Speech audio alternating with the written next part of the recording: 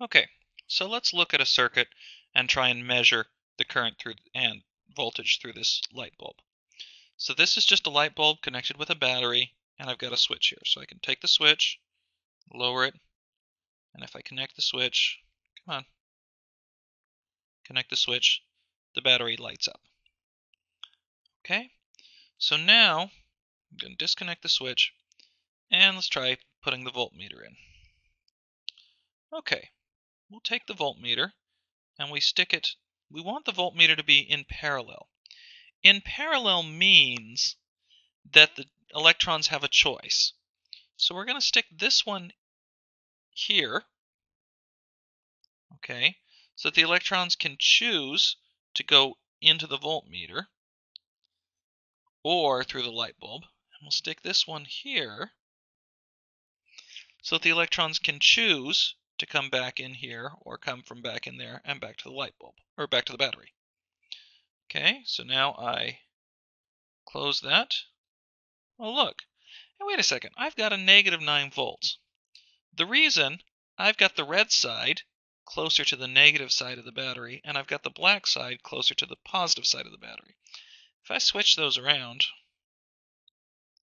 put that there, put that there, then I get a positive 9 volts. Okay, now let's take an ammeter. All right. So here's my ammeter. Let's try connecting it the exact same way. I'll take a piece of wire here, and I'll connect it at the end. Take another piece of wire here, connect it at the beginning. Oh my goodness! Well, that's obviously bad. So let's get rid of that.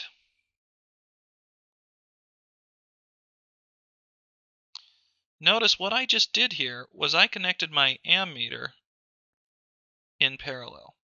Never, never, never connect an ammeter in parallel. Okay, let me say it again.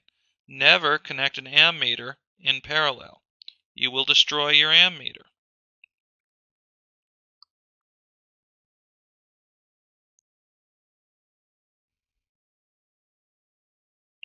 Okay, what we need is to make it so that all of the current that flows through the light bulb has to also flow through the ammeter. So we broke the circuit here, and we put the ammeter in to finish connecting the circuit. Oh look, now it's flowing nice and smooth. Light bulb's lighting up, and I read 0.9 amps. Okay, let's put this the other way. And I'll bet, okay, it's a negative 0.9 amps because I've got the current flowing the wrong way through it, but that's not a very big deal. Okay. Always put the voltmeter in parallel, never put the ammeter in parallel. Now we already saw what happened if we put the ammeter in parallel.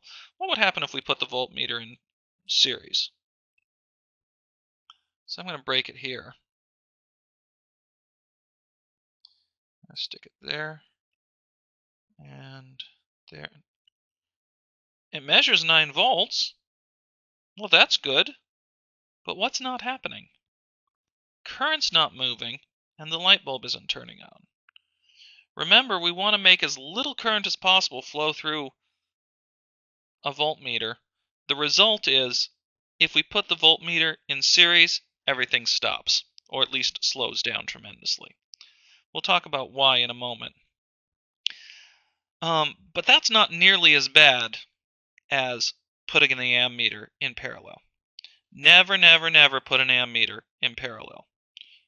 Always put the voltmeter in parallel, but if you happen to accidentally stick it in series, you're not going to destroy anything.